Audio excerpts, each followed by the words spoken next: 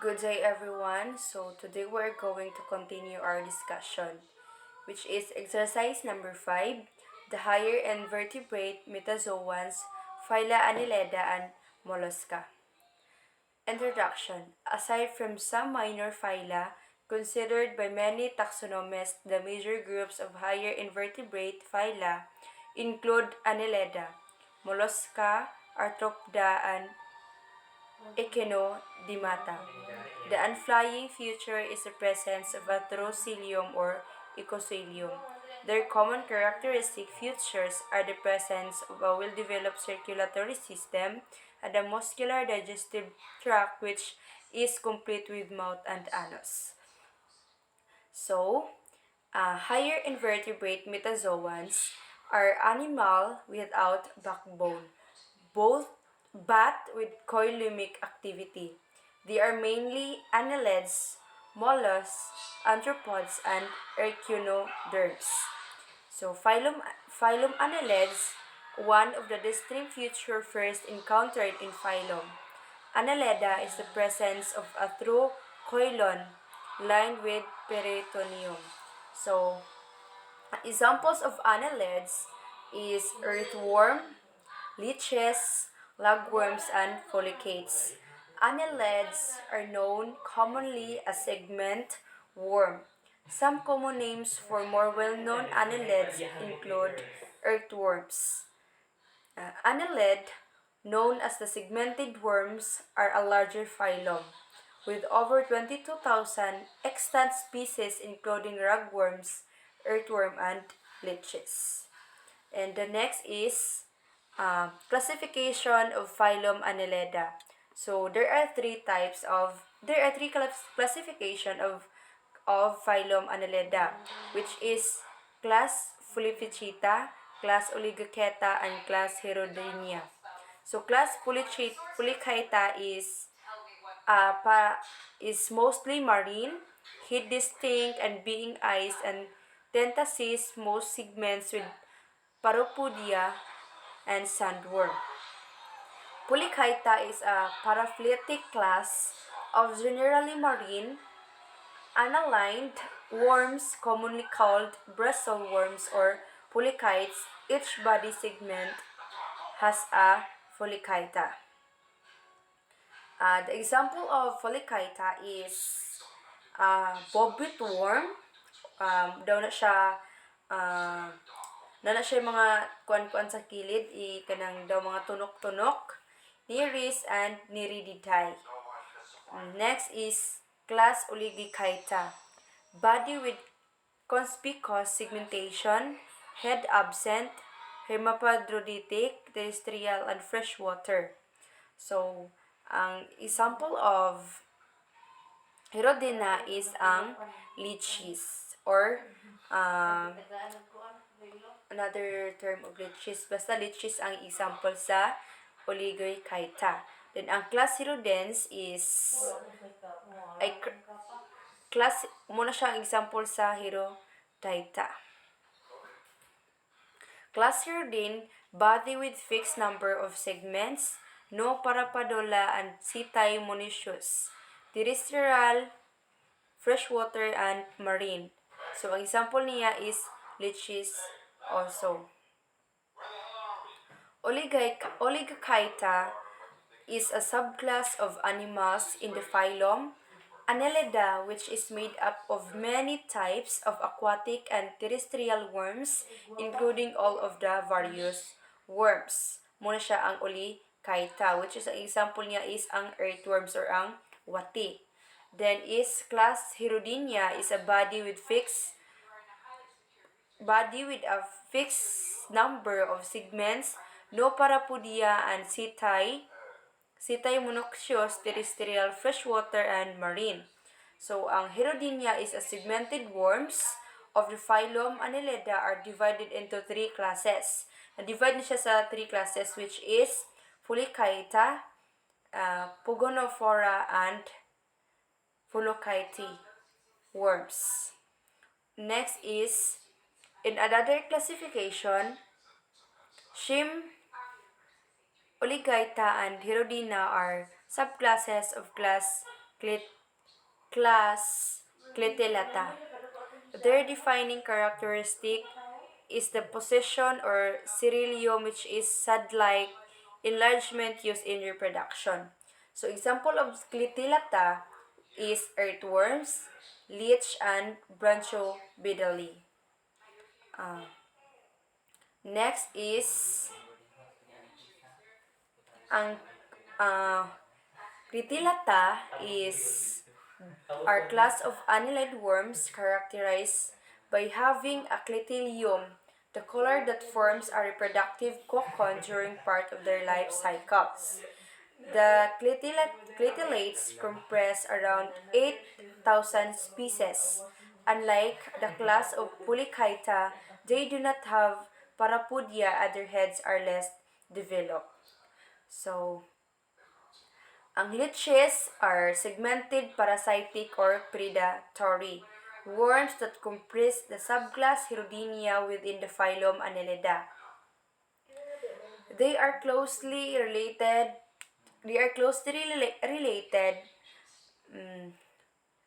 To the Oligochaetes, which include the earthworm. Unlike them, have soft, muscular, segmented bodies that can lengthen and contract. So, phylum Mollusca. Like phylum Mollusca are annelids and higher invertebrates. They eucoelomate, have a well-developed circulatory system and a complete muscular digestive tract. Typical mollusks are soft-bodied animals that are usually protected with hair shells made up of calcium carbonate. Some have either internal shells or more at all. They are tribroplastic, non-segmented, usually usous, possess of muscular foot, a radial tongue-like creeping organ, and mantle and secretes the shell. Basically, mollusks are bilaterally symmetrical, although some are asymmetrical. The coelom is much reduced, and the interpal organs form a visceral mass which continues anteriorly and ventrally as the muscular foot. The mollusks have different means of locomotion. The gastropods are belly-footed, the plepholudes are hatch-footed, and the glyphaludes are headed-footed. So, ang example sa mollusca is gastropods, cephalopod, and bivalvia. Muna siya ang example sa mollusca. Mollusca is the second largest phylum of invertebrate animals after the arthropoda. The membrane of which are known as mollusks or mollusks. Around 85,000 extant species of mollusks are recognized. The number of fossil species is estimated between 60,000 and 100 additional species. So the next is classification of phylum Mollusca. So there are different kind of phylum Mollusca, which is class Caudofoveta, class Alplacophora, class Monoflacophora, class Polyplacophora, class Scaphopoda, class Gastropoda, class Bilvalia, and class Cephalopoda. So number 1 is class Caudophovesta, are called Coelogaster shell, mantle, and foot-lacking worm. Class Caudophabetes is worm-like marine mollusk, head and excretory organ absent. So in other way, Caudophabiata is a small class within the phylum Mollusca. Also known as Chaetodermomorpha, the class is often combined with Soleningastris and termed Aplacophora, but some studies have cast doubt on the monophyly of this group. Example of Caudophabiata is Chaetodermatida. Ang example sa Chaetodermatiba kani siya kana siya. Muna siyang example sa class Codofoviata. Next is class Aplacophora are called Solingaster shell, mantle, and forlocking spicules are present in body wall. Worm-like head, poorly developed burrowing mollusk, marine. So, Aplacophora is a relatively small group of mollusks that are characterized by their lack of shells and worm-like appearance. Instead of a shell, their mantle secretes tiny calcareous spicules which give them a beautiful shine. There are only about 320 species of these exclusively marine mollusks. So the example of Aplacophora is um, Gastropoda, bivalvia, Scapopoda, and Cephalopoda. Muna siya ang example. Example sa Alphocaphora. Kana siya nga picture. Next is class Monoplacophora. Have single cup-shaped shell, broad flat foot, serially repeated gills. These are discus. So, the phylum contains many well-known organisms including clams, mussels, snails, squids, and octopuses. Mollusks are found in almost every ecosystem in the world, from the Arctic to the Antarctic, as well as the deep sea, lakes, rivers, and mountain ranges. So, ang example sa Monoplacophora is muna siya ang Monoclophocora. Muna siya ang Monoclophocora. Kani po siya ang examples. Kana mga shell, muna siya example sa Monoplacophora. So, ang meaning sa Monoclophocora is bearing one plate is a fully phyletic superclass of mollusks with a cup-like shell inhabiting deep sea environment. So, makita natin siya sa dagat, ang Monoplacophora. So, next is class Polyplacophora. Ang class Polyplacophora is elongated, dorsoventrally flattened body.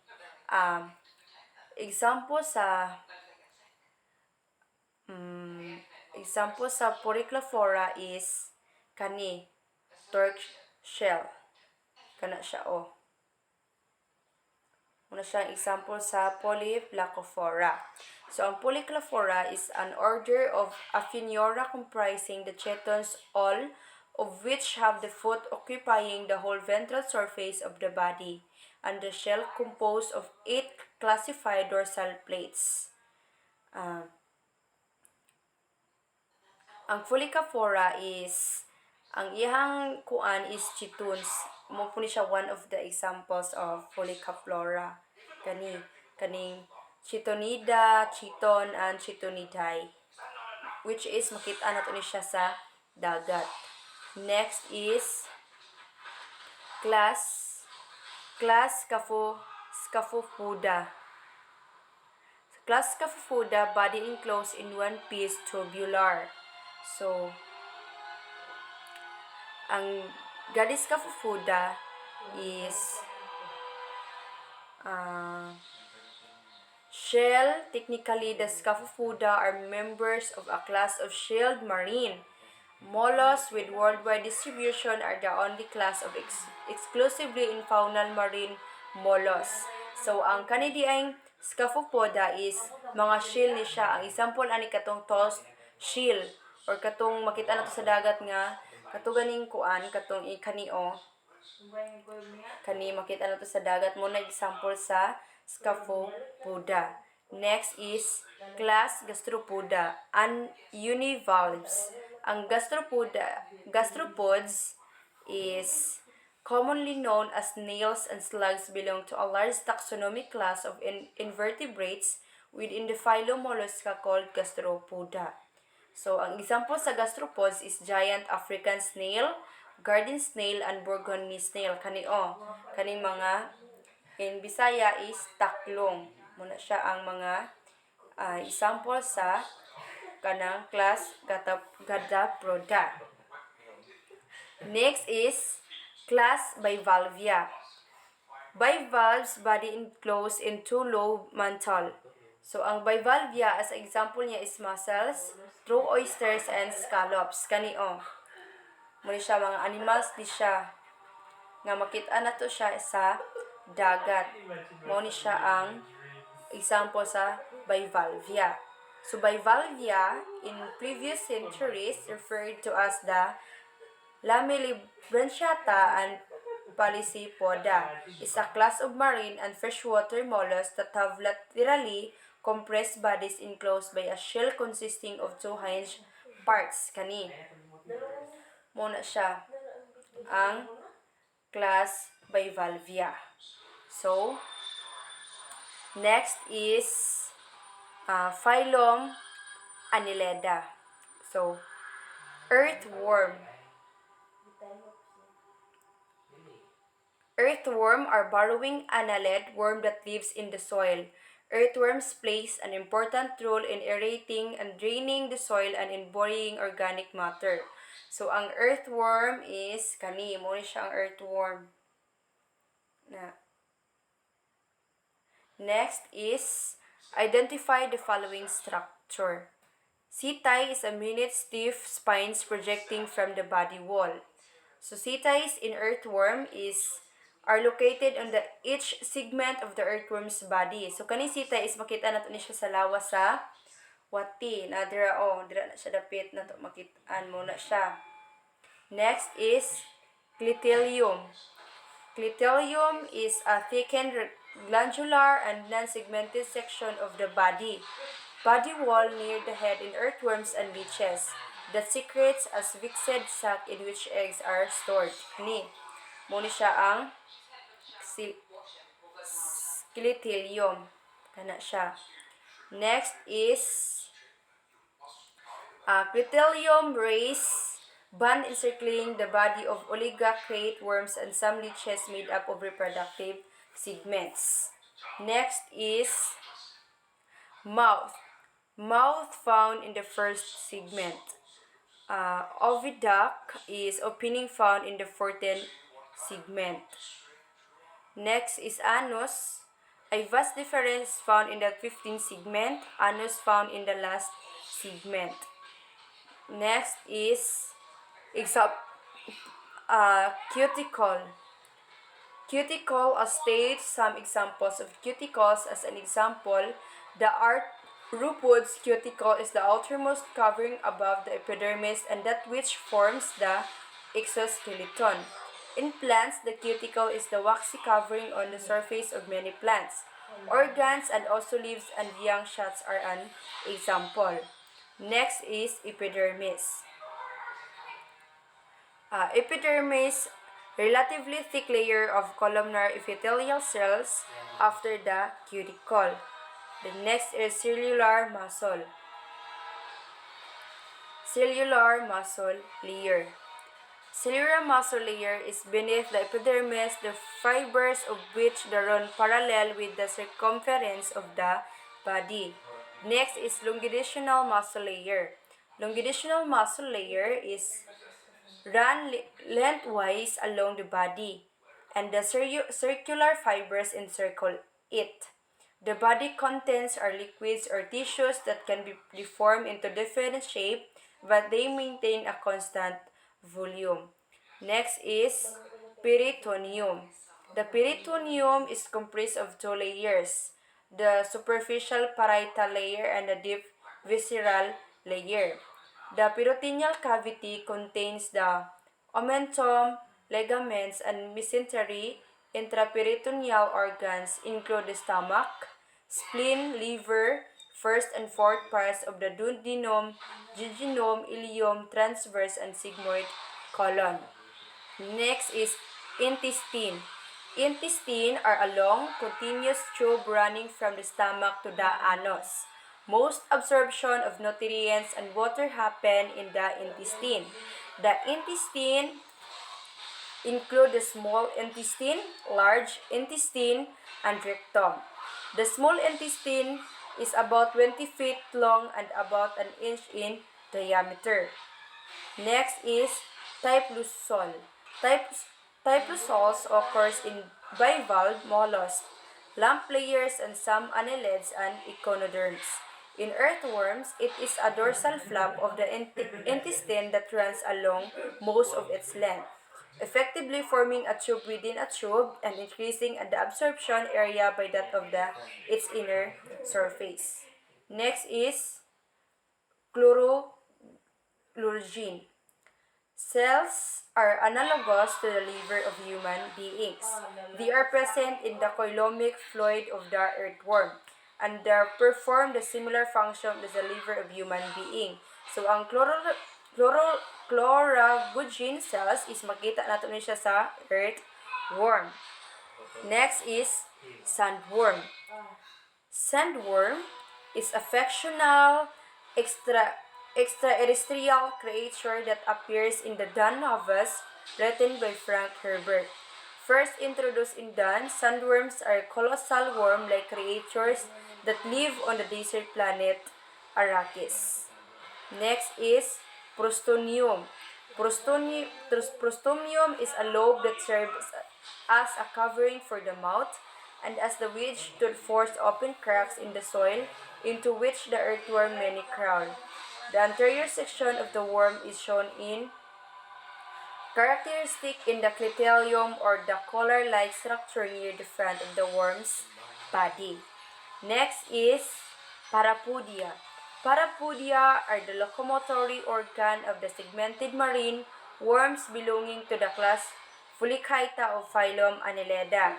For example, Nereis virens.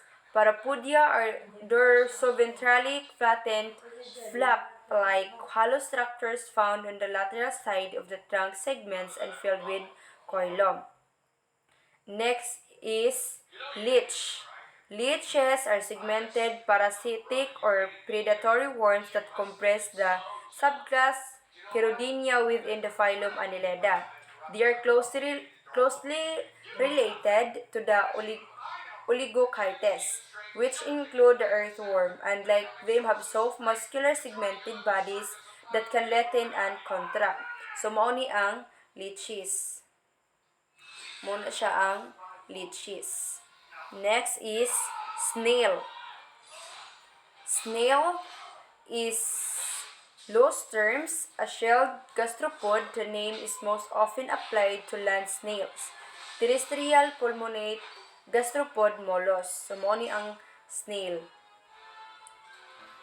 Kana muna siya ang snail. Next is head. The snail head features two sets of tentacles, which is upper or posterior and lower anterior. The upper tentacles are longer and have eyes at their tips. Then, in most land snails, as well as olfactory neurons for smell taste. So, ang snail is nana siya'y ulo, and sa iyang ulo is na dito nabultang ang eyes. Next is foot. Foot, the soft muscular part of the snail or locomotion. So, ang snail is naabot siya'y foot. Next is spire. Spire is a part of the shell of a snail, a gastropod mollusk, a gastropod shell, and also the walls of the shell in ammonites. So, a common name of a spire snail is a European species or small brackish water snail with a gill and operculum. Next is operculum. Operculum, horny plate covering the aperture when the body is withdrawn. Next is clam. Clam is a marine bivalve mollusk with shells of equal size. So, mao ni siya ang clam. Mao na siya ang example sa clam or mao na siya ang picture sa clam. Muna siya ang clam. Next is hinge.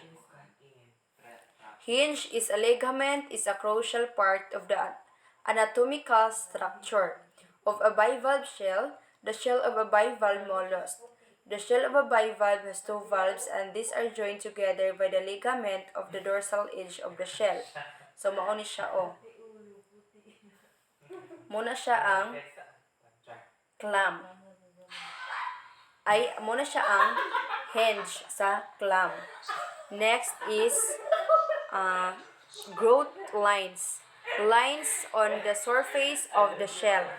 Next is siphon. Siphon's tube-like extension of the mantle. So, ang siphon is an anatomical structure which is part of the body of aquatic mollusks in three classes. Muna siya ang siphon. Muna siya ang siphon. Next is squid. Ang growth line clams are spacing in between lines indicates how much new shell material the organism produced during a certain period of time.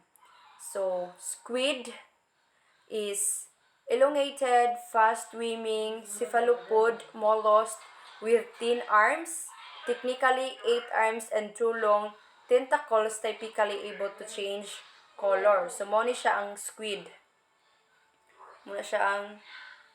Squid. Kana makita niyo dira. Next is mantle. The main part of the body containing all the organs is called the mantle. It is the pocket of skin that covers the body. The pocket of skin that covers the body, the mantle is covered in pigment cells called chromatophores. Squid can change color rapidly, and they use this to camouflage themselves, to attract mates, and to communicate with each other. Next is siphon. Siphon is a short tube with one opening on the head, between the eyes and the other end just under the mantle collar. So, muna siya ang siphon. Muna siya ang siphon. Next is ink sunk. Squids use ink as a defense tool. When squids are threatened or attacked, they release the dark ink from their ink sac. So, ang squid, kung ma-attack siya is mo-release siya og dark ink from their ink sac. Next is squid gonads. The most prominent structure on the inside of the squid is its reproductive system. Inside the mantle cavity of the squid, down by the fins, the squid's gonads can be found ovaries in females, testes in males, next to the gonads in the caecum that is part of the digestive system. So, muna siya ang gonads. Inyo makita dira. So, that's all for exercise number 5. Thank you.